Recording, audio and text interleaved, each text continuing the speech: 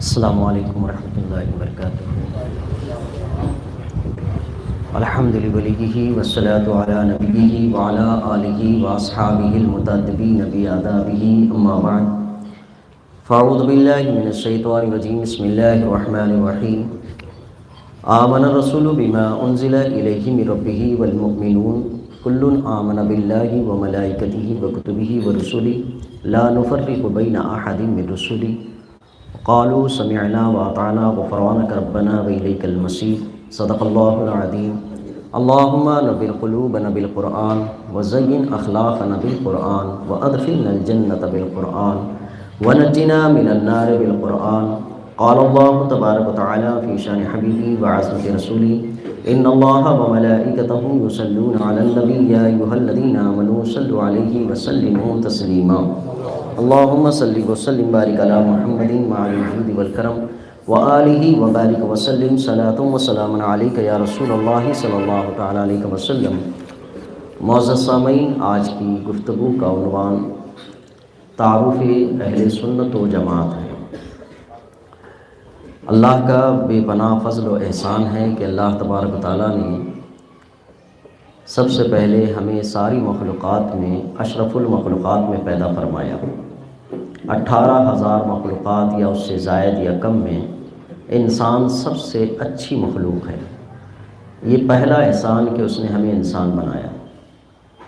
دوسرا احسان اللہ کا سب سے بڑا یہ ہے کہ اس نے ہمیں مسلمان پیدا فرمایا۔ تیسرا احسان یہ ہے کہ نبی آخر الزمان صلی اللہ علیہ وسلم کا امتی بنا کر دنیا میں بھیجا۔ یہ وہ پیدائشی احسانات یا قابلیتیں ہیں ہمارے پاس جو پیدائشی اپلوڈ کر کے بھیج دی گئی۔ یہ وہ احسانات ہیں۔ تین تو ایک انسان بنایا، جانور نہیں بنایا۔ دوسرا مسلمان بنایا، یعنی اپنی بندگی کرنے کا موقع دیا۔ تیسرا حضور کی امتی میں پیدا فرمایا۔ نبی کریم صلی اللہ علیہ وسلم کی جو فضائل و مناقب ہیں، افضل الانبیاء، سردار الانبیاء، خاتم النبیین، حضور کے توسط سے اس امت کو بھی بہت ساری فضیلتیں ہیں۔ یہ امت تمام امتوں میں افضل ہے۔ یہ امت آخری امت ہے۔ اس امت کے ولی دیگر امتوں کے ولیوں سے افضل ہیں۔ اس امت کا ایک ادنا مسلمان اس امت کے ادنا مسلمان سے افضل ہے۔ صرف حضور کی نسبت کی بنیاد پر یہ فضیلتیں اس امت کو ملی ہیں۔ میرے حضور خود ارشاد فرماتے ہیں، سب سے آخر میری امت آئی، جنت میں سب سے پہلے جائے گی۔ یہ فضیلتیں بھی حضور نے اس امت کے لیے بیان فرمائی۔ نبی کریم صلی اللہ علیہ وسلم کے دنیا میں تشریف لانے کے بعد پہلی کی جتنی کتابیں ہیں وہ منسوخ ہو گئی۔ پہلے کے رسول جو تعلیمات لے کر آ گئے وہ بھی منسوخ ہو گئے۔ منسوخ کا معنی یہ ہوتا ہے کہ ان کے احکام ایک وقت تک تھے، اب وہ احکام آگے نہیں چلیں گے، آگے دوسرے احکام چلیں گے۔ منسوخ کا یہ معنی نہیں ہوتا ہے کہ پہلے غلط تھا اب صحیح ہے۔ منسوخ اور ناسخ کا لفظ قرآن پاک میں ذکر کیا گیا، ما ننسخ من آیۃ او ننسها نأتی بخیر منها او مثلها الم تعلم ان اللہ علی کل شیء قدیر۔ ہم کسی آیت کو منسوخ نہیں کرتے یا کسی آیت کو بھلاتے نہیں، اس سے بہتر اس کا مثل لے آتے ہیں۔ تو منسوخ کا معنی پہلے غلط دوسرا صحیح نہیں، بلکہ پہلے بھی صحیح اب بھی صحیح۔ پہلے کا ایک وقت ختم ہو گیا، اب اس کا وقت چلے گا۔ منسوخ کی کیفیت ہم ڈاکٹر کی دوا سے سمجھ سکتے ہیں۔ 3 دن کی دوا ڈاکٹر دینے کے بعد جب لگے کہ وہ ٹھیک نہیں ہو رہا ہے یا بہتر نہیں ہوا تو دوا چینج ہو جاتی ہے۔ تو پہلی دوا ایسا نہیں تھا کہ نقصان دہ تھی یا خراب تھی، پہلی بھی طبیعت کو ٹھیک کرنے ہی کے لیے تھی۔ اب دوسری تیز بہدف ہے، یہ جلدی ٹھیک کرے گی۔ تو یہ تبدیلی کرنا، منسوخ کرنا، یہ غلط اور صحیح کے مصداق میں نہیں ہے، بلکہ یہ ہے کہ پہلے بھی صحیح تھا اب بھی صحیح ہے۔ تمام دین منسوخ ہو گئے، تمام کتابیں منسوخ ہو گئیں، لیکن سب پر ایمان ہمیں رکھنا ہے، سب پر۔ قرآن پاک نے اس کو ذکر کیا، آمن الرسول بما انزل الیہ من ربہ والمؤمنون۔ یہ رسول ان کے اوپر جو چیز اتاری گئی ہے وہ اس پر ایمان لاتے ہیں، اور مومنین تمام کے تمام وہ ایمان لائے اللہ پر، اس کی کتابوں پر، اس کے رسولوں پر، اس کے فرشتوں پر، اس کے نبیوں پر، اور لا نفرق بین احد من رسول، رسولوں پر ایمان لانے میں فرق نہیں کرتے۔ یہ آیت کا اتنا حصہ یہود و نصارہ کی تردید کے لیے ہے۔ یہودی یہ جانتے ہوئے بھی کہ حضرت عیسیٰ علیہ السلام حق پر ہیں، اللہ کے نبی ہیں، وہ یہ کہا کرتے تھے ہم عیسیٰ کو نہیں مانتے، اور عیسائی حضرت موسیٰ علیہ السلام کے بارے میں جانتے ہوئے بھی کہ یہ اللہ کے نبی ہیں، حق پر ہیں، تب بھی وہ کہتے ہیں ہم ان کو نہیں مانتے۔ قرآن نے ان کے اس عقیدے کا وضاحت یوں کی، وقالت الیہود لیست النصارى علی شیء وقالت النصارى لیست الیہود علی شیء وہم یتلون الکتاب، حالانکہ دونوں کی کتابوں میں، حضرت عیسیٰ علیہ السلام کی کتاب میں حضرت موسیٰ کا تذکرہ، حضرت موسیٰ علیہ السلام کی کتاب میں حضرت عیسیٰ کا تذکرہ، لیکن وہم یتلون الکتاب کے باوجود اس کا انکار کرتے ہیں۔ تو دین پہلے صرف اتنا تھا کہ اللہ اور اس کے رسول، کتابوں، رسولوں، نبیوں پر ایمان لائیں، لیکن ایمان لانے کے ساتھ ساتھ یہودیوں نے صرف اتنا اضافہ کیا تھا کہ یہودیت کے سارے احکام مان لیں گے، ایک حکم ہم نہیں مانتے، وہ یہ کہ عیسیٰ کو نبی نہیں مانتے۔ یا عیسائیوں نے سارا دین تسلیم کر لیا، لیکن اس کے باوجود صرف یہ بات سمجھنا چاہتے تھے کہ موسیٰ کو نبی نہیں مانتے، یہود کو یہود نہیں مانتے۔ تو قرآن نے کہا کہ ایمان ہوا ہی نہیں ان کا، ایمان میں ساری باتوں کا مان لینا، ایک کا انکار کرنا وہ ایمان نہیں کہلاتا۔ مسلمانوں کو یہ تعلیم دی گئی کہ تم ایمان لاؤ مجھ پر یعنی رسول پر، لیکن اس کے ساتھ ساتھ پچھلے نبیوں پر بھی ایمان لاؤ، ایسے ایمان لاؤ کہ ایمان لانے میں فرق نہیں کرنا، لا نفرق بین احد من رسولی، کہ رسولوں میں ہم ایمان لانے میں فرق نہیں کرتے۔ یہ کیفیت ایمان کی بتائی گئی۔ اس میں ایک چیز ہمیں اور آپ کو سمجھنے کی یہ ہے، اگر دین کل کا کل 100 باتوں کا نام ہے، ان 100 باتوں میں سے 99 باتوں کا کوئی بندہ اقرار کر لیتا ہے اور ایک بات کا انکار کرتا ہے، تو بھی وہ دین کا ماننے والا نہیں کہلائے گا۔ یہ ضابطہ ہے۔ یہ 100 باتیں دین کی ہوں اور 99 باتیں وہ تسلیم کرتا ہے، 50 باتوں پر عمل کرتا ہے، 40 باتوں کی تعلیم دیتا ہے، اور 9 باتوں پر دوسروں کو ترغیب دیتا ہے، ایک کا انکار کرتا ہے، تو وہ دین میں شامل نہیں مانا جائے گا۔ یہ دین کا حصہ ہے، اور یہ دین ہی کا نہیں، ہر شے کا یہی ہے۔ جو شے جس چیز سے بنتی ہے، جس چیز سے ترتیب میں آتی ہے، اگر ان میں سے ایک چیز کا بھی انکار کریں تو وہ شے مان لی نہیں جاتی۔ چائے 3 چیزوں سے بنتی ہے، دودھ، شکر، چائے پتی سے۔ اگر ایک کا انکار کریں کہ نہیں دودھ کو نہیں مانتا میں اس میں، تو آپ اس کو کاڑھا نام دیں گے، چائے نہیں نام دیں گے اس کو۔ یہ صورت ہے کسی بھی شے کا، جو چیز جس سے بنتی ہے ان میں سے ایک چیز کا بھی انکار اس چیز کو وہ ختم کر دیتا ہے۔ اگر ہمیں سمجھنا ہو تو اس حیثیت سے بھی سمجھ سکتے ہیں کہ دین کی کل باتیں 3 شکلوں پر ہیں، ایمان، عمل، اخلاص۔ یہ 3 باتیں ہیں۔ ایمان جس کا تعلق سوچ و فکر، عقیدے سے ہوتا ہے۔ عمل اس کا تعلق انسان کے جسم، انسان کے مال اور انسان کی حرکت، انسان کی ایکٹیویٹیز سے ہوتا ہے۔ اخلاص انسان کی جو کامیابی یعنی انسان جو کام کرتا ہے اس کو خوبصورت کیسے بنایا جا سکتا ہے، اس کو مزین کیسے کیا جا سکتا ہے، اس کو کاملیت کا درجہ کیسے دیا جا سکتا ہے، اس کو اخلاص کہتے ہیں۔ دین ان تینوں چیزوں کا نام ہے، اور ان تینوں چیزوں میں ہر شے کے اندر کچھ ضروری ہے، کچھ غیر ضروری ہے۔ ضروریات میں سے کسی ایک کا انکار کر دینا یہ انسان کو اسلام سے باہر کر دیتا ہے۔ اب اس کی تعلیمات کا سلسلہ نبی کریم صلی اللہ علیہ وسلم سے لے کر اب تک ہے۔ سب سے پہلے ایک مسلمان کے ذہن میں ان باتوں کا آنا ضروری ہے کہ کون سی باتیں ضروریات دین میں سے ہیں کہ جن کا ایک بھی انکار کرنا ہم دین سے خارج ہو جاتے ہیں۔ ضروریات دین سے ہماری واقف ہے۔ ایک مسلمان کا سامنے جو فیس آتا ہے وہ اس کا لباس، اس کی داڑھی، اس کا چہرہ، اس کی نماز، اس کے روزے، زکوٰۃ، حج، کچھ اعمال سامنے آتے ہیں اور کچھ نظریے سامنے آتے ہیں، لیکن کل کا کل اسلام اس کا سامنے نہیں آتا۔ اسی لیے انسان کس چیز کا اقرار کر رہا ہے، کس چیز کا انکار کر رہا ہے، یہ پتہ کرنا مشکل ہوتا ہے۔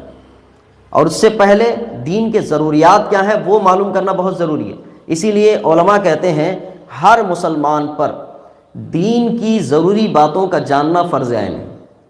اگر اس کو نہیں جانتا ہے اور کسی بھی موقع پہ وہ ضروریات دین میں سے کسی ایک کا بھی انکار کرے یا اس میں شک کرے تو بظاہر مسلمان نہیں رہ پاتا۔ آج تعارف اہل سنت و جماعت کے عنوان سے یہ گفتگو اس لیے رکھی گئی کہ 1400 سال کا ایک لمبا وقفہ گزرا ہے اسلام کی تعلیم اور تربیت کا۔ اس میں بہت سارا گرد و غبار آ گیا، سوچ و فکر کے اندر خلل آ گیا، اور انسان نے بہت ساری باتوں کو اسلام کا حصہ سمجھا اور اسلام میں وہ چیزیں ہیں نہیں، تعلیمات میں اس کو داخل کر دیا گیا، سوچ و فکر میں داخل کر دیا گیا، عقیدے میں داخل کر دیا گیا، اعمال میں خرد برد کیا گیا۔ اس کے باوجود بھی ایک انسان دوسرے انسان کے لیے یہی سوچ بیٹھا ہوا ہے کہ شاید یہ بھی مسلمان ہو، اس کے ضروری باتوں کا انکار کر بیٹھا ہے، پھر اس کے باوجود بھی مسلمان کہلائے۔ اس کو یوں سمجھیں، اللہ کے نبی صلی اللہ علیہ وسلم کے عہد مبارک میں ایمان عروج پر تھا، اعمال درستگی کی طرف جا رہے تھے اور اخلاص کے پہلو بہت زیادہ نمایاں ہوتے جا رہے تھے۔ میرے آقا کریم صلی اللہ علیہ وسلم کی وصال کے وقت میں اسلامی تعلیمات پر سب سے پہلے قدغن لگانے کی جو چیز کی گئی تھی وہ یہ تھی کہ حضور کے بعد کوئی نیا نبی پیدا ہوگا۔ یہ عقیدہ مسلمانوں کا ایسا تھا کہ اس کے بعد کوئی نبی قیامت تک نہیں پیدا ہوگا۔ حضور ہی کے عہد میں چند لوگوں نے اپنے نبی ہونے کا دعویٰ کر دیا۔ آج اگر اس کو تسلیم کر لیا جاتا، دلیل کیا تھی؟ مسلمہ کذاب، نام مسلمہ ہے، حضور نے اس کا نام کذاب رکھا۔ کذاب کے معنی بہت بڑا جھوٹا، جو خود کو نبی نہ ہو کر نبی ہونے کا دعویٰ کرے تو اس کو جھوٹا کہنے میں کوئی مذائقہ نہیں۔ تو حضور نے نام رکھا کذاب، بہت بڑا جھوٹا۔ حضور کے عہد ہی میں نبوت کا اعلان کر دیا کہ میں بھی نبی ہوں۔ حضور کی طرف خط لکھا، مراسلہ لکھا، کہا کہ آپ بھی نبی ہیں، آپ اپنے علاقے میں کام کیجئے، میں بھی نبی ہوں، میں اپنے علاقے میں کام کروں۔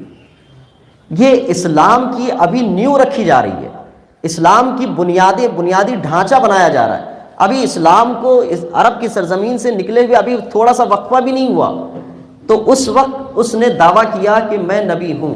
اللہ کے رسول صلی اللہ علیہ وسلم نے کذاب نام دے کر ختم النبوت کے عقیدے کی حفاظت فرمائی، کہا کہ میرے بعد کوئی نبی نہیں۔ حضور نے یہ بھی ارشاد فرمایا، بلکہ قرآنی آیات اس پر دلالت کرتی ہیں۔ ہم ابتداً جو ہے سورہ بقرہ کی ابتدائی آیت پڑھتے ہیں، الف لام میم ذالک الکتاب لا ریب فیہ ھدی للمتقین الذین یؤمنون بالغیب ویقیموا الصلاۃ ومما رزقناہم ینفقون والذین آمنوا وعملوا الصالحات، نہیں، اس کے بعد آیت کریمہ یہ ہے، اس میں یہ بیان کیا گیا ہے کہ مومن وہ ہے جو پچھلی کتابوں پر ایمان لائے اور اس کتاب پر ایمان لائے۔ وہاں پر مفسرین نے کہا کہ دو باتوں پر ایمان لانے کا تذکرہ، پچھلی اور یہ آگے کوئی کتاب آئے گی اس کے بارے میں کچھ نہیں۔ اس کا معنی اور مطلب ہے کہ آگے کوئی کتاب ہی نہیں آنی، ورنہ ایمان کا حصہ بنتا کہ آگے کی کتابوں پر بھی ایمان لائیں، جیسا کہ توریت میں لکھا تھا، انجیل میں لکھا تھا، زبور میں لکھا تھا کہ تمہیں اس کتاب پر بھی ایمان لانا ہے، اس کے بعد جو آنے والی ہے اس پر بھی لانا ہے۔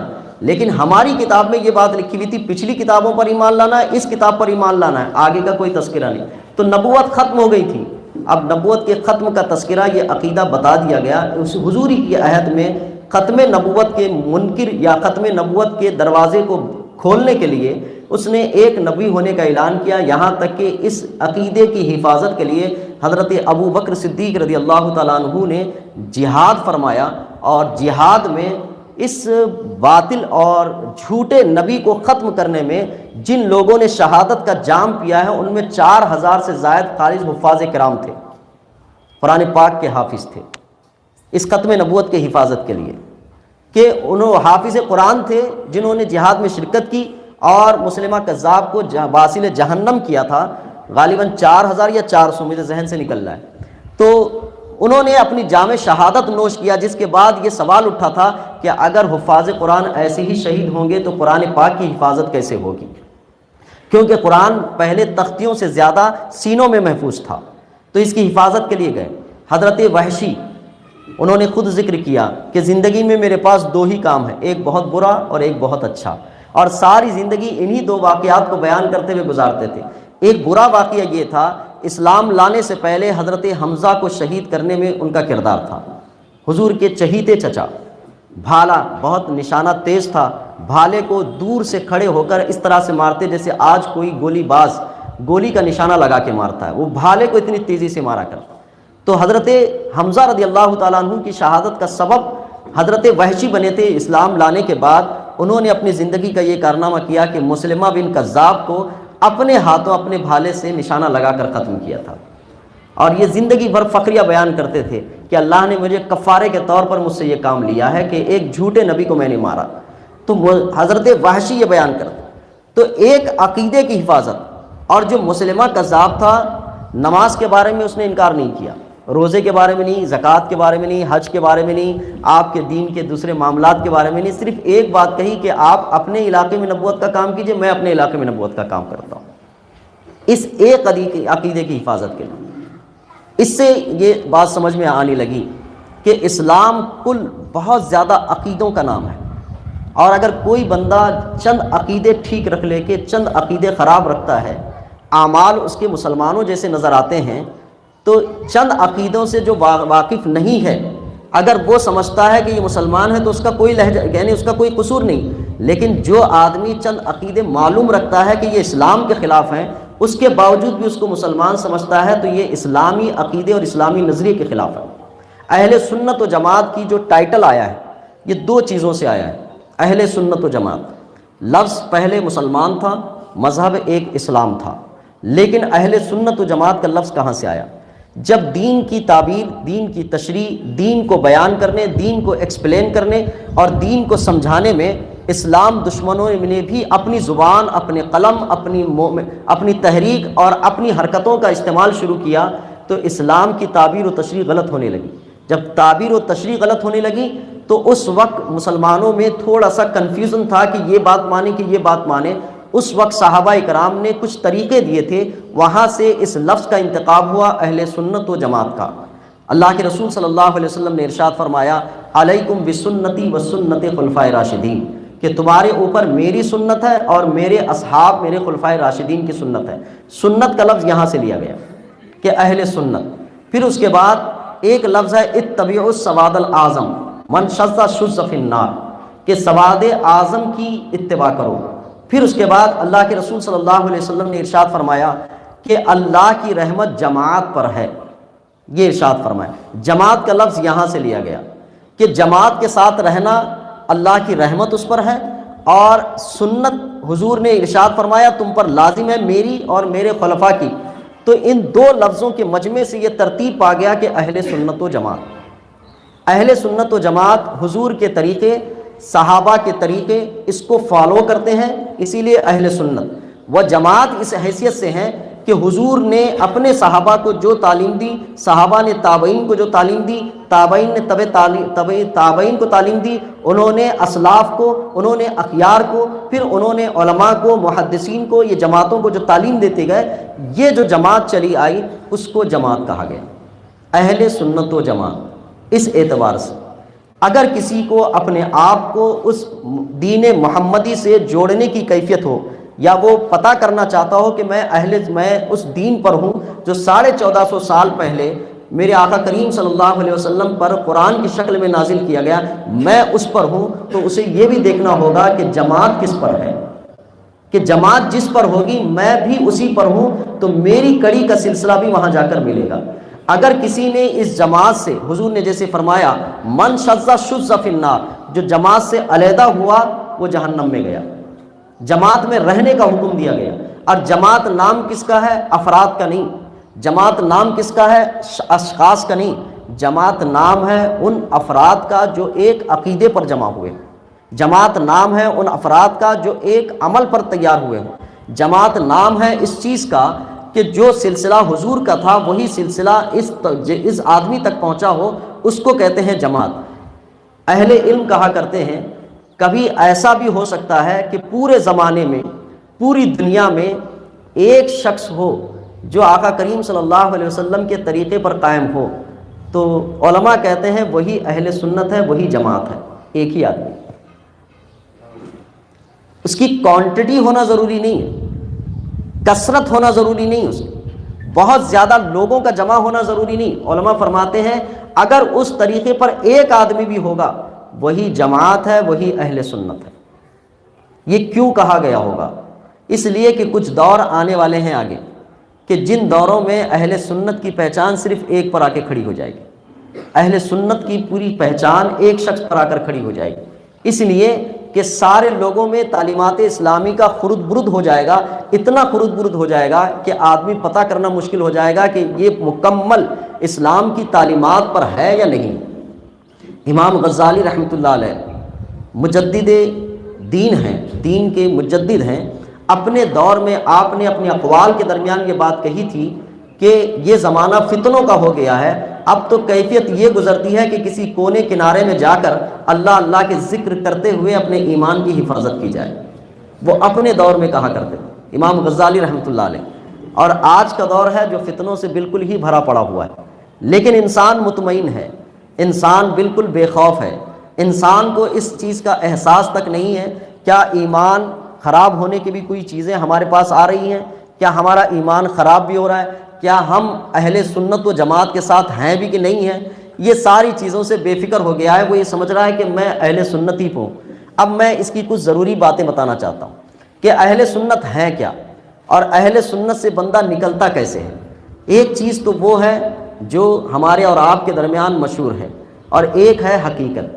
اگر میں اس کو تمثیل سے بیان کرنا چاہوں تو وہ یہ، شادی کے لیے ضروری چیز کیا ہے؟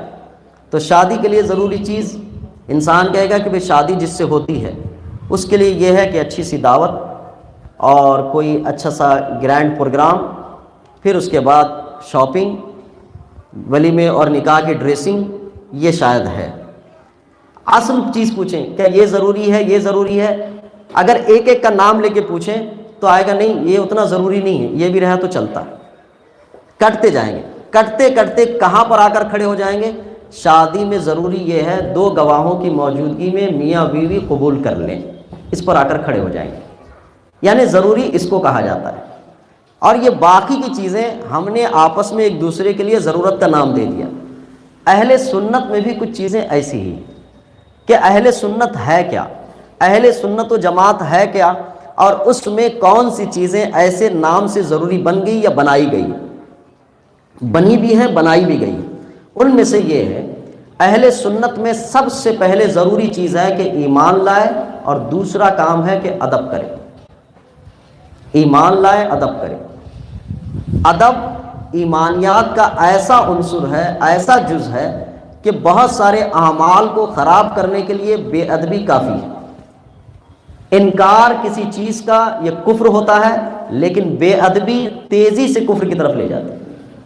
یہ چیز، نکاح باقی رہتا ہے کس سے؟ ایجاب اور قبول سے۔ نکاح ٹوٹتا کس سے ہے؟ بیوی کو کھانا دینے سے۔ کھانا نہیں دیا تو نکاح نہیں ٹوٹتا ہے۔ اگر مہینے 2 مہینے تک نان و نفقہ بھی نہیں دیا تو نکاح نہیں ٹوٹتا ہے، اور بیوی کام نہ کرے تو نکاح نہیں ٹوٹتا ہے۔ لیکن اگر انکار کرے کہ تو میری بیوی نہیں ہے، نکاح ٹوٹ جاتا ہے۔ لیکن نکاح کرنے کے بعد ضروریات میں سے ہے کہ کھانا بھی دے، کپڑا بھی دے، رہنے بھی دے، ساری چیزیں، لیکن ٹوٹتا نکاح نہیں ہے کہ اگر ان چیزوں کا انجام نہ دے۔ نکاح ٹوٹتا اس سے ہے کہ شوہر کہے کہ تو میری بیوی نہیں ہے، یا شوہر کہے کہ میں تجھے طلاق دیتا ہوں، اس سے نکاح ٹوٹ جاتا ہے۔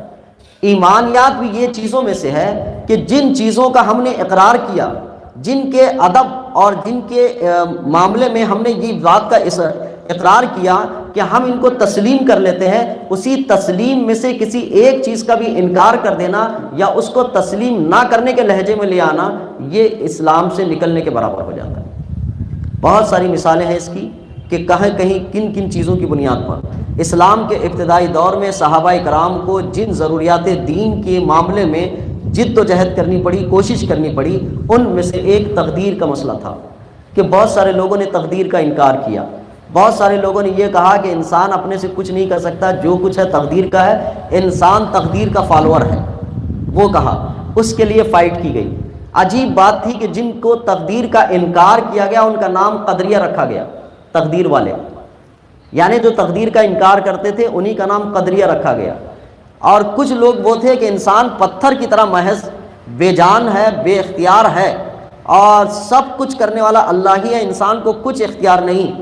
تو یہ اسلام کے ایک نظریے کے خلاف تھے کہ اسلام کا نظریہ یہ ہے کہ اللہ نے سب کو پیدا فرمایا اور اس کے بعد اس کو اختیار دیا اچھے بری کی تمیز کا، اور اچھائی اختیار کرے تو جنت ملے، برائی اختیار کرے تو جہنم میں جائے، لیکن ان لوگوں نے یہ بنا لیا تھا کہ اچھائی برائی سب اللہ ہی کراتا ہے، سب اس کا مسئلہ اللہ ہی پر ہے۔ تو یہ جب عقیدہ گڑھ لیا تو ان کا نام جبریہ رکھ دیا گیا کہ یہ جبریہ ہیں۔ قدریہ تقدیر کا انکار کرنے والے، جبریہ یعنی اپنے آپ کو مجبور محض ماننے والے، جبر ظالم جیسی کیفیت میں آ گئے، تو ان کا نام جبریہ رکھا گیا۔ خلفائے راشدین نے ان عقیدوں کا ڈیفینس کیا اور ان عقیدوں کے خلاف اپنی زندگی کا حصہ گزارا، اور یہ کہا کہ یہ اسلامی عقیدے نہیں ہیں، ان کو اسلام سے خارج رکھا کہ یہ اسلام سے خارج ہے، یہ اسلام سے خارج ہے، یہ اسلام سے خارج ہے۔ تو عقیدوں کی حفاظت میں ساری چیزوں کو تسلیم کی جا رہی ہے، لیکن ایک چیز میں وہ اپنا الگ راستہ بنا لیتا ہے، ایک چیز میں اپنا الگ راستہ بناتا ہے، تو گویا کہ وہ جماعت سے علیحدہ ہو گیا۔ جب جماعت سے علیحدہ ہو گیا، من شذ شذ فی النار، جماعت سے علیحدہ ہو گیا تو جہنم میں جانے والا۔ تو قدریہ عقیدہ، جبریہ عقیدہ، پھر اس کے بعد اصحاب ظواہر، وہ آئے قرآن پاک کی آیات اور احادیث کو لے کر جو قرآن میں لکھا ہوا ہے، جو حدیثوں میں لکھا ہوا ہے، من وان وہی ہے، اس کے علاوہ کچھ نہیں، ظاہری اعتبار پر عمل کرنا، اس چیز کو انہوں نے اپنی زندگیوں میں شامل کر لیا، جماعت کے طریقے سے ہٹ گئے۔ قرآن پاک میں ید اللہ لکھا ہوا ہے، وجہ اللہ لکھا ہوا ہے، اللہ کا ہاتھ، اللہ کا چہرہ، انہوں نے انسانی شکل و شباہت کے اعتبار سے اللہ کے لیے خاص چہرہ مان لیا، خاص ہاتھ مان لیا، تو وہ لوگ اصحاب ظواہر ہو گئے۔ ان کی تعبیرات تھی، وہ جماعت میں کبھی گئے نہیں، سمجھے ہی نہیں کہ جماعت میں ان الفاظ، ان آیات مبارکہ کا کیا معنی ہے، اس کو پڑھا نہیں، ان سے سمجھنے کی کوشش نہیں کی، قرآن کو ان انداز سے سمجھ کے ظواہر بن گئے، انہوں نے وہی معنی لیا جو لفظ لکھے ہوئے تھے، تو وہ بھی اصحاب ظواہر بن کر نکل گئے۔ پھر ایک جماعت نکلی معتزلہ کی، معتزلہ کے بالکل عقیدے اسلامی جماعت سے بالکل علیحدہ تھے، اہل علم نے ان سے بھی ڈیفینس کیا، ایک تاریخ پڑی ہوئی ہے پیچھے سے، اہل سنت و جماعت کو باقی رکھنے کے لیے، اہل سنت و جماعت کا تعارف کرانے کے لیے، اہل سنت و جماعت کی تشخیص کرانے کے لیے، کہ پیچھے سے تاریخ آتی جا رہی ہے کہ کیسے کیسے علماء نے، اہل علم نے، محدثین نے، فقہاء نے، صحابہ نے، خلفائے راشدین نے حفاظت کی ہے اپنی جماعت کے عقائد و نظریات کی۔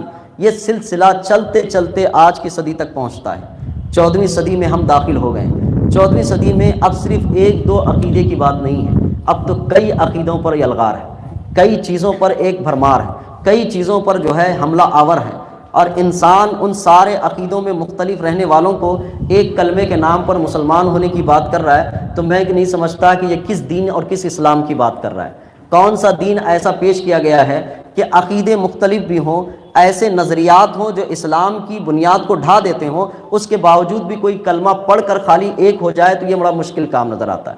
یہاں تو صورتحال یہ ہے کہ دنیا میں اپنے بھائی برادری کے درمیان ایک نقطے پر اگر اختلاف ہو جائے تو بھائی برادری سے ایک دوسرے کو خارج کر دیتے ہیں۔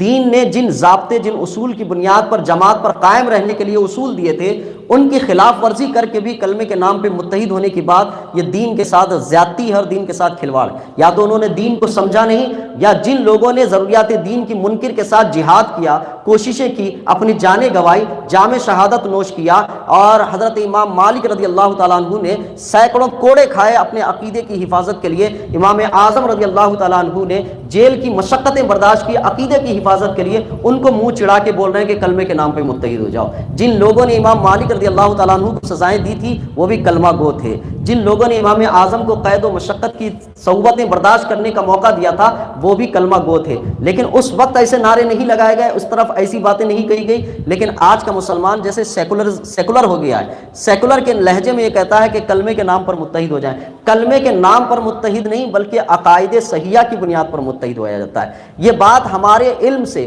ہمارے ماحول سے، ہمارے کلچر سے ضروریات دین کا پہلو بالکل ہی کم سے کم تر بنا دیا گیا، پھر اس کے بعد کلمے کے نام پہ متحد ہونے کی بات، یہ دین کے ساتھ حقیقی طور پر کھلواڑ ہو۔ آپ کسی نقطے پر متحد ہو سکتے ہیں، معاملات پر متحد ہو سکتے ہیں، کسی کام پر متحد ہو سکتے ہیں، لیکن عقیدوں کے اختلاف کے ساتھ اسلام کے نام پہ کیسے متحد ہو سکتے ہیں؟ کیا حضرت ابو بکر صدیق رضی اللہ تعالیٰ عنہ کو یہ نقطہ سمجھ نہیں آتا تھا کہ جس نے نبوت کا انکار کیا وہ بھی تو دین ہی کی باتیں کرنے والا ہے، صرف نبی ہو کر رہا ہے؟ کیا فرق پڑتا ہے کہ 400 صحابہ کو جام شہادت نوش کرنے کا موقع دیا جائے؟ کیوں حضرت وحشی فخر کیا کرتے تھے کہ مسلمہ کو میں نے مارا ہے؟ کیوں فخر کیا کرتے تھے؟ کیوں حضرت خالد ابن ولید رضی اللہ تعالیٰ عنہ جو ہے اس معرکے میں اپنے آپ کو اس حیثیت سے پیش کرتے تھے کہ جہاد کرنے میں اور جن کیا کہتے ہیں جنگوں میں میں شریک ہوا ہوں، ان جنگوں میں سب سے یادگار جنگ میری وہ ہے جو مسلمہ بن کذاب کے خلاف لڑی گئی، اس لیے کہ میں نے دین کے فتنے کو ختم کیا ہے۔ تو دین کے فتنے کو ختم کرنے میں جو جد و جہد خالد بن ولید فخر کے طور پر بیان کرتے ہیں۔ عقیدے کی سلامتی، جماعت کے ساتھ رہنا، یہ اہل سنت و جماعت ہے۔ اب اس میں کچھ اختلافی مسئلے آ جاتے ہیں، اعمال کا اختلاف آ جاتا ہے اور کچھ ظاہری شکل و صورت کی آ جاتی ہے، جس طرح سے شادی کے مراسم میں لوگوں کے درمیان اختلاف ہو جاتا ہے کہ بھئی گاڑی دیں گے کہ نہیں دیں گے، دعوت بڑی کریں گے کہ چھوٹی کریں گے، ہمارے مہمانوں کا اہتمام ہوگا یا نہیں۔ اس اختلاف کی بنیاد پر بھی نکاح ٹوٹ جاتے ہیں۔ تو ایسی ہی کچھ چیزیں ہمارے درمیان بھی اہل سنت کے نام پر ہیں۔ فاتحہ دلاتے ہیں کہ نہیں دلاتے ہیں، سلام پڑھتے ہیں کہ نہیں پڑھتے ہیں، درگاہ جاتے ہیں کہ نہیں جاتے ہیں۔ درگاہ جانا، سلام پڑھنا، فاتحہ دلانا یہ ضروریات دین میں سے نہیں ہے۔ یہ اہل سنت کے وہ معاملات ہیں جو دین کی ادب و احترام کے قریب لے جاتے ہیں۔ ان کا اپنی جگہ مباح ہونا، جائز ہونا اپنی جگہ پر، لیکن دین کے ضروریات میں سے نہیں ہے۔ جان بوجھ کر ان لوگوں نے اہل سنت و جماعت کی شباہت ان چیزوں سے بنائی اور اصل مسئلہ پیچھے رکھ دیا۔ وہ تھا ختم نبوت کا۔ ایک دروازہ کھولا گیا کہ یہ کہتے ہوئے کہ اگر حضور کے بعد کوئی نیا نبی پیدا ہو تو حضور کے آخری نبی ہونے میں کوئی فرق نہیں آئے گا۔ تو یہ دروازہ کھولا گیا۔ جب دروازہ کھولا گیا تو غلام احمد قادیانی نے انٹری بھی لے لی اس میں سے، کہا کہ میں نبی ہوں۔ دروازہ وہاں سے کھلا اور یہ اب اہل سنت و جماعت کی شناخت اور پہچان اس سے ہوئی کہ ختم نبوت کے عقیدے کا تحفظ کیا جائے، حفاظت کی جائے۔ تو عقیدہ ختم نبوت کی حفاظت میں کوشاں ہوئے۔ عقیدہ یہ تھا کہ انبیاء کرام علیہ الصلاۃ والسلام کی عصمت اور عزت و توقیر کی جائے، حضور کی سب سے زیادہ عزت و توقیر کی جائے۔ اس عقیدے پر ضرب لگائی گئی، عبارت کتاب میں لکھی گئی کہ حضور کو جو علم ہے اس سے بڑھ کر علم تو ابلیس کو ہے۔ یہ کہا گیا کہ علم کو ابلیس کے درجے، حضور کے علم پر ابلیس کے علم کو بڑھایا گیا۔ کہیں پر حضور کے علم کو گدھوں سے تشبیہ دی گئی، اب بے توقیری کی جانے لگی۔ تو اب اس عقیدے کی حفاظت کے لیے جن لوگوں نے اٹھا ہے وہ اہل سنت و جماعت ہے۔ اب یہ شناخت بنتی جا رہی ہے۔ فاتحہ، درود، سلام، درگاہ کی چادر، عرس کا اہتمام یا میلاد شریف کا جلوس، یہ اہل سنت و جماعت کے ضروریات دین سے نہیں ہیں۔ اس میں اگر کوئی بندہ زندگی بھر کچھ نہ کرے تب بھی وہ مسلمان ہے، اہل سنت و جماعت سے ہے، نہ کرے، لیکن اس نہ کرنے میں بے ادبی لائے تو پھر وہ اہل سنت و جماعت سے بھی نہیں رہے گا۔ کیونکہ اسلام اور اہل سنت کی تعلیمات میں جہاں عقائد ہیں وہاں ادب بھی ہے۔ جس نے نبی کریم صلی اللہ علیہ وسلم کے علم غیب کو تسلیم نہیں کیا، تسلیم کرتا تھا وہ بھی، اس نے صرف حضور کے علم کو پاگل چوپائے بچوں سے تشبیہ دے دی، اور تشبیہ دی، کتاب میں لکھا، مکمل اس عقیدے کی حفاظت میں جماعت بن گئی ہے۔ دیوبند کو آپ جانتے ہیں، اس عقیدے کی حفاظت میں علماء لگ گئے اور ایک جماعت مکمل تشکیل پا گئی۔ تو میں تو کہوں گا کہ من شذ شذ فی النار کے تحت ہے کہ جو جماعت سے ہٹا وہ گیا۔ اب اس کے تحت ایک آدمی نے کہا کہ یہ عقیدہ تو ایسا ہے نہیں، انہوں نے تو علم غیب کا تسلیم کیا ہے کہ بعض علم غیب حضور کو ہیں۔ تو اس نے مثال دے کے کہا کہ جس طرح تمہیں علم ہے، جس طرح تمہارے استاد کو علم ہے، ایسا علم گدھوں کو بھی ہے۔ بھمک گیا ہوں، کہا میرے علم، کہا جب تمہارے علم کو گدھے کے علم سے تشبیہ دی گئی تو بھمکتے ہو، نبی کے علم کو جب گدھوں سے تشبیہ دی جا رہی ہے تو تمہارا ضمیر نہیں جھنجھوڑا، نہیں بولا تمہارا دل اس سے؟ کتابوں میں ابھی بھی لکھا ہوا ہے، چھپتی ہیں، چھپاتے ہیں، تعویل کرتے رہتے ہیں۔ اس نے جماعت سے علیحدہ کر دیا۔ اب اہل سنت و جماعت کی ایک اپنی شناخت ہوئی۔ اس عقیدے کی حفاظت کے لیے جو علماء آگے آئے وہ اہل سنت کی علامت بن گئے۔ اس میں علماء بدایوں، علماء کچھوچا، علماء لکھنؤ، فرنگی محلی، اور علماء خیر آباد، علماء بریلی اور علماء محررہ آگے آئے۔ ان لوگوں نے ایسے عقیدوں کی حفاظت کی۔ اب شناخت اہل سنت و جماعت کی ان علماء کے توسط سے ہونے لگی، اور ان لوگوں کی شناخت دیوبند سے ہونے لگی جو چاہے جماعت کی شکل میں ہو، تبلیغ کی شکل میں ہو، وہ عقیدے کی حفاظت میں، وہ عقیدہ پیچھے ابھی بھی رکھا ہوا ہے. ایسا نہیں ہے کہ اس کو چھپانا بند کر دیا گیا یا چھپا دیا گیا، وہ کھلے عام آج بھی ہے. جن معاملات کو اس حیثیت سے رکھا گیا تھا کہ یہ اہل سنت کی مراسم سے ہیں، اس کو اہل سنت کے ضروریات میں سے بتا کر ہماری شبیہ خراب کرنے کی کوشش کی گئی. اس کو بتانے کی کوشش کی اہل سنت تو یہ کرتے ہیں، اہل سنت تو وہ کرتے ہیں. یہ اہل سنت میں سے کسی عالم کے دین کا نہیں سنیں گے ان لوگوں سے جو اہل سنت کی تعریف، شبیہ، صورت خراب کرنے میں لگے. انہوں نے دین کے ساتھ دو طرح سے کھلواڑ کیا ہے. ایک طرح سے عقیدے میں گڑبڑ کی ہے، اور ایک سچے سنی صحیح العقیدہ مسلمانوں کی شبیہ خراب کرنے کے لیے جھوٹ، حسد اور برائیوں کا سہارا لیا ہے. ان دو طریقوں سے انہوں نے دین میں خرابیاں پیدا کی.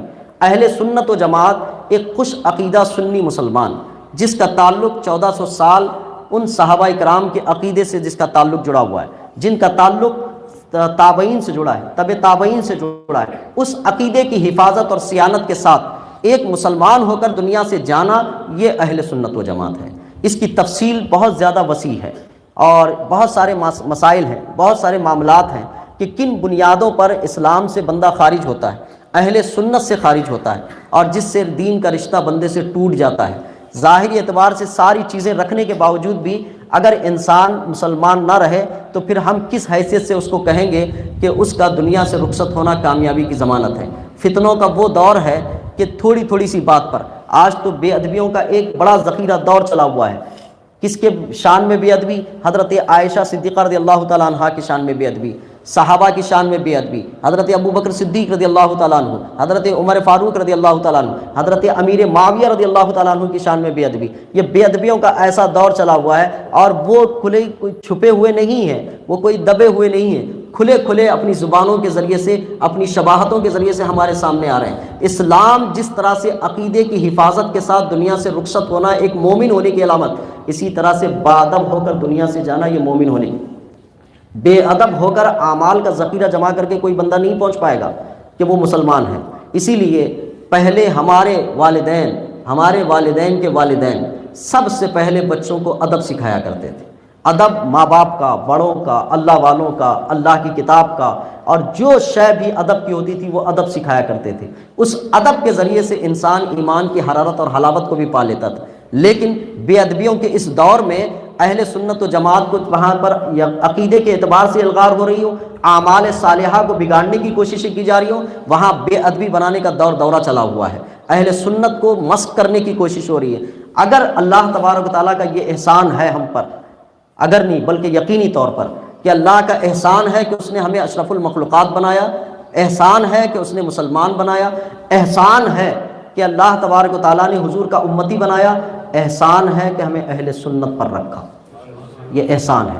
ورنہ ان جماعتوں کی شکل میں جو اسلام کے ایک عقیدے کے خلاف اپنی جماعتیں بنا کر بیٹھے ہوئے ہیں اور خود کو یہ سمجھ رہے ہیں کہ ہمارا رشتہ اسلام سے ہے، ہمارا رشتہ حضور سے ہے، یہ بالکل نہیں. ڈاکٹر اقبال کا اگر لہجہ سنیں آپ، حسین احمد دیوبندی نے جب اس زمین کو ہی وطن قرار دیا، زمین ہی کو دین قرار دیا تھا، اور زمین ہی کو کہا کہ زمین اصل میں دین ہوا کرتی ہے، تو ڈاکٹر اقبال نے تردیدی اشعار لکھے تھے اور کہا تھا کہ ابوالحسین، یہ جو دیوبند کا بڑا محتمم ہے، اس کے خلاف نام لے کر شعر میں کہا تھا، یہ کہا تھا کہ کیا تمہیں دین کی سمجھ بھی نہیں ہے کہ دین کہتے کس کو ہیں. پھر اس کے بعد آخری شعر دین سمجھانے کے لیے کہا تھا، بمصطفیٰ برساں خیش را کے دین ہماؤس. اپنی ذات کو مصطفیٰ کے در تک پہنچا دو، یہی دین ہے. اگر بہو نہ رسیدی تمام بو لہبیس، اگر تم وہاں تک اپنے آپ کو نہیں پہنچا دیا تو ابو لہب ہے. ایسی تمثیل تھی کہ ابو لہب حضور کا چچا، حضور کے ساتھ رہنے والا، بچپن سے لے کر جوانی کے دور تک حضور کو دیکھا، حضور کی پیدائش پر اپنی باندی کو یعنی آزاد کر دیا. وہ اتنا قریب ہو کر بھی دین میں نہیں ہے. اور ایک حبش سے آتا ہے بلال حبشی، تو وہ مسلمان ہے. ایک فارس سے سلمان آتا ہے، سلمان فارسی رضی اللہ تعالیٰ عنہ آتے ہیں، وہ مسلمان ہیں. یمن سے آتے ہیں، وہ مسلمان ہیں. ایک گھر میں قریب میں رہ کر وہ مسلمان نہیں، اور یہ دوسرے ممالک سے آتے ہیں، یہ مسلمان ہے. تو ڈاکٹر اقبال نے ابوالحسین محتمم دیوبند کو یہ دین کا نظریہ سمجھایا تھا کہ دین کسے کہتے ہیں. کہ بمصطفیٰ برسا خیش را کے دین ہماؤس، اگر بہو نہ رسیدی تمام بو لہبیس. بریلی کے تاجدار نے بھی یہی لہجہ انہیں جانا، انہیں مانا، نہ رکھا غیر سے کا. دین سمجھایا ہمیں، کہا کہ ضروریات دین کے منکر ہو کر اپنے رشتے کسی بھی بڑے عالم سے جوڑ لو گے، دین نام نہیں ہے۔ اپنے آپ کو جوڑو حضور کی ذات سے، اپنے آپ کو منسوب کرو حضور کی ذات سے، اور جس اہل علم کا، جس اہل تقوی کا، اور جس بھی کسی عالم کا اگر رشتہ حضور کی ذات سے یا حضور کے چاہنے والوں کے ساتھ نہیں جڑتا ہے، اس سے آپ رشتہ جوڑ لیں، ہم رشتہ جوڑ لیں، تو یہ حضور کے در تک پہنچنے والی کیفیت نہیں ہوگی۔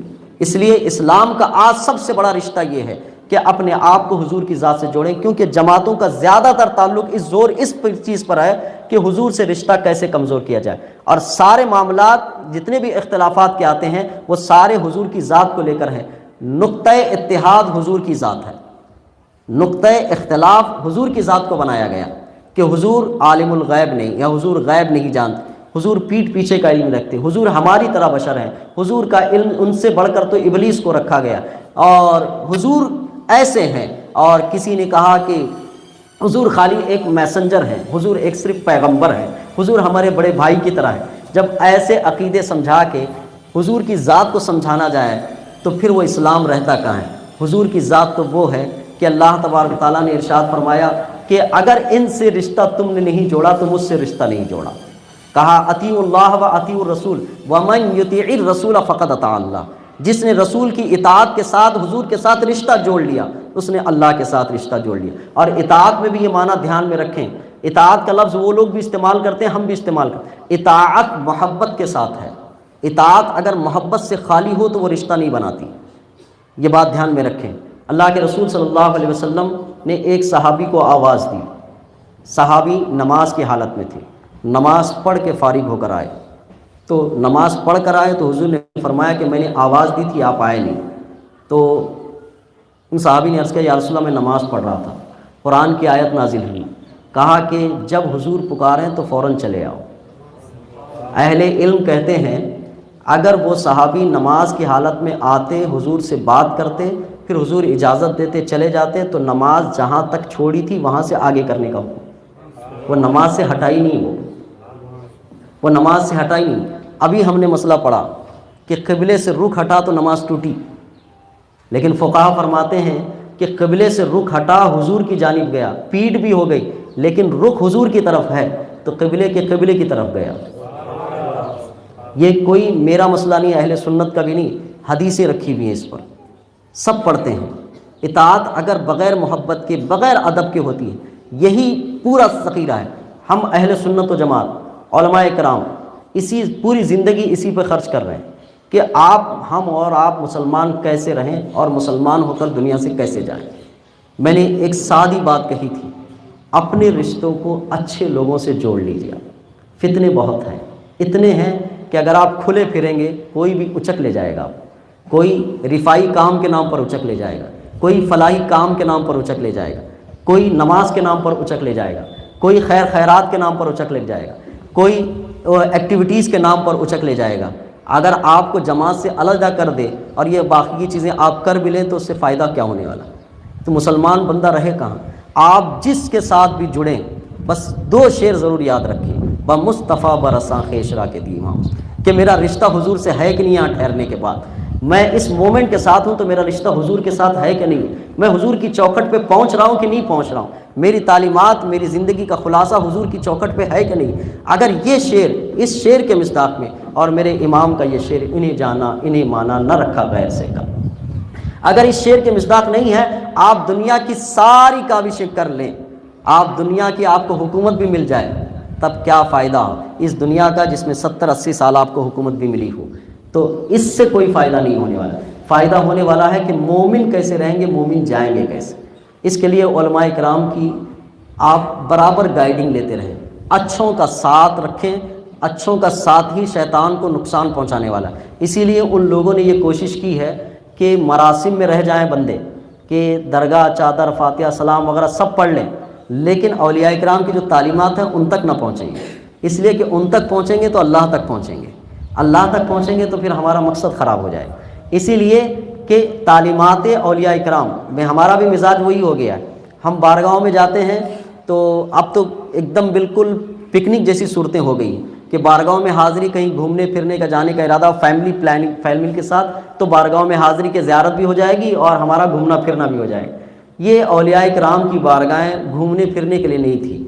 میں نے اس سے پہلے بھی کہا کہ آج اہل سنت یا بزرگوں کا ادب جو ہمارے پاس ہے، ہمارے والدین نے یہ پھول ہمیں کھلائے ہیں اور با ادب بنایا ہے۔ یہ لنگوٹ بند درگاہ کی جو آش ہوتی تھی وہ کھلائیں، آج بھی اس کی حرارتیں، اس کی حلاوتیں محسوس کی جاتی ہیں۔ بعد میں ہم نے دلائل پڑھے ہیں، پہلے اہل سنت ہم کھا پی کے بنے، پھر اس کے بعد دلائل نے ہمیں اور مضبوط کر دیا ہے کہ ہمارے والدین نے ہمارے ساتھ جو کیا ہے وہ غلط نہیں کیا ہے۔ انہوں نے ہم کو دین تک پہنچایا، اور دین میں اب ہم دلائل سے مضبوط ہو گئے ہیں۔ اب اگر کوئی ہمیں دلائل کے ذریعے سے بہکانا چاہے تو مشکل ہے، اور کوئی ہمارے خون کو بدلنا بھی چاہے تو مشکل ہے۔ لیکن میں جو دیکھ رہا ہوں وہ یہ آنے والی نسلوں کو کہ وہ دلائل پر توجہ دلا رہے ہیں۔ پہلے خون کو اہل سنت والا بنا دیجیے، پھر اس کے بعد آپ دلائل سے مزین کروائیے، کہ پہلے اولیاء کرام کی تعلیمات ان کا با ادب بنا دیجیے۔